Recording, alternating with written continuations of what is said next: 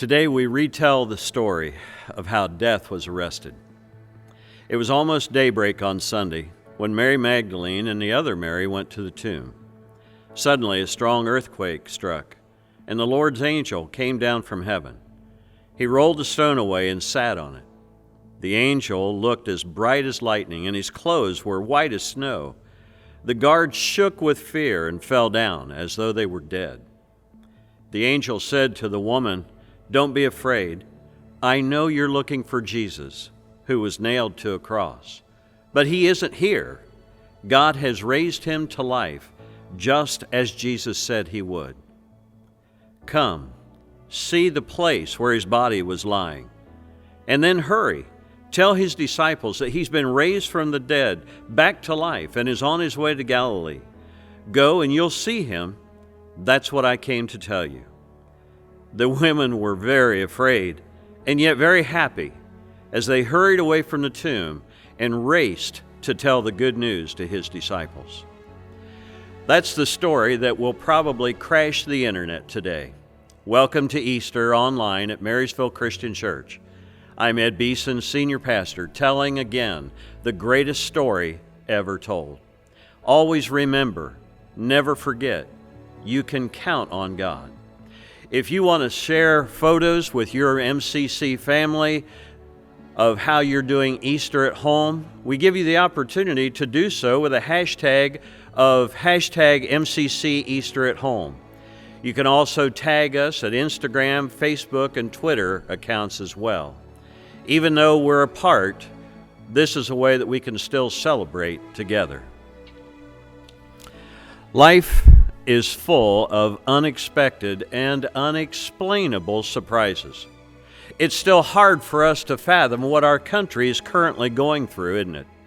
Every day is adjusted by responding to COVID-19 with some new, unexpected discovery that we encounter. Some of them make sense, some of them catch us completely off guard. For example, who would have thought that an automatic car wash would be closed down so that nobody would catch the virus? Isn't that the point of an automatic car wash? So you drive up, stay in your car, you don't have contact with anybody, you drive through the car wash and you leave without interacting with anybody? Why in the world would that make sense? Or why would they refuse to sell a bag of mulch to somebody who was going to be at home and work from home? It just doesn't make sense, does it? You see, it's even really kind of affected how we dress for the day. Everybody usually gets a new Easter outfit. I thought about picking up this one that you'll see on the screen in front of you, but then thought, well, maybe that would be a bit extreme. If you don't go into Walmart or Kroger's looking like this, people give you the evil eye like they're going to call a security guard on you. I don't think Mary and the disciples could have been any more surprised if they'd have seen this guy standing there on that Sunday morning like the angel in the tomb. But people were always surprised by Jesus. They were always stunned at his miracles, whether it was when he healed a man who was born blind, or a man who'd been crippled for 38 years, or someone who'd been sick and spent all the money she had trying to get well, and the only thing she got was poor, or whether he raised the dead and brought them back to life. They were always stunned by his miracles. It also caught them off guard by his insight into life, as seen in John 4 when he interacted with the Samaritan woman at the well.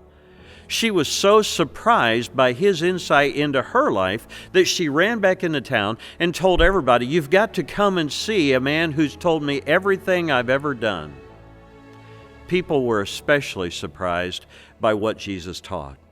Even from the time he was a young boy, there in the temple in Jerusalem, he was amazed in his knowledge of Scripture by those teachers of the law. The scribes and other teachers of Moses' law would periodically later in his life try to trap him and trip him up with various trick questions. And yet, When they realized they couldn't expose him as a false teacher, they stopped asking him questions because he would usually turn it around on them, and they didn't know what to say because they realized anything they said could and would be used against them. You see, when Jesus claimed to be the Son of God, the Messiah, it blew their mind.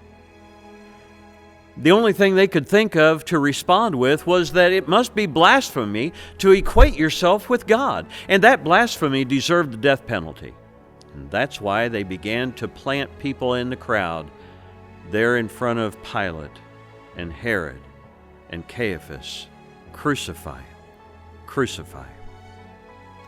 Nothing surprised them more, though, than what happened on that Sunday morning after the crucifixion. The guards at the tomb were so scared that they actually fainted. And these were soldiers who were used to battle. And yet the idea of an earthquake and the blinding white light of an angel was more than they could deal with. A group of women came together to go prep his body for a proper burial. And it says in Matthew 28, the angel said to them, "Don't be afraid. I know you're looking for Jesus who was nailed to a cross. But he isn't here. God has raised him to life, just as Jesus said. Come, see the place where his body was lying. Now hurry and tell his disciples that he's been raised to life and he's on his way to Galilee. If you go there, you'll see him." Other accounts of the gospel story would tell how the women went inside the tomb and they saw an angel at the head of the place where they laid his body, and another one at the foot of the place where they laid his body. Peter and John couldn't get there fast enough when they heard the news. It says in John 20 and verse 6 that Peter arrived first and went inside. He also noticed the linen wrappings that were lying there, while the cloth that covered his face was folded up and lying apart from the other wrappings.